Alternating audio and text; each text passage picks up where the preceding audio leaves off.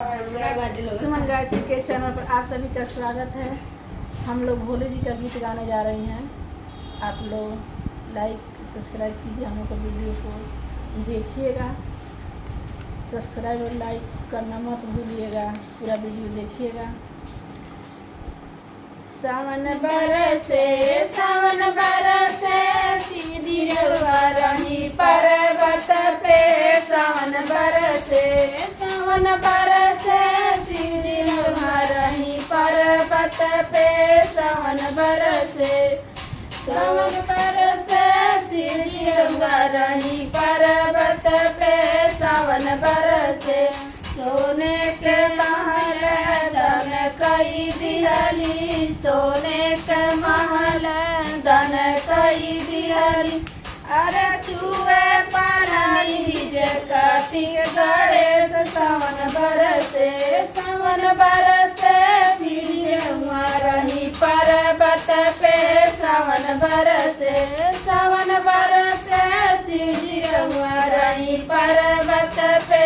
सावन बरसे जब रउआ कह में भंगिया पीसन के। जब रउआ कह में भंगिया पीसन के।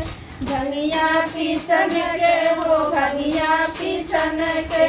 अरे भंग से भंगिया धतुर ना पीसाई हमसे। सावन बरसे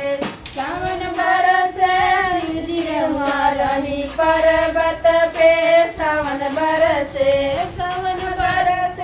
सीधी रही पर्वत पे। सावन बरसे कानों में कुंडल कमर मिर्गा छाला। कानों में कुंडल कमर मिर्गा छाला। कमर मिर्गा छाला कमर मिर्गा छाला। अरे तपवा में बैठी आसन मार के। सावन बरसे सीढ़ी रही पर्वत पे। सावन बरसे सीढ़ी रही पर्वत पे।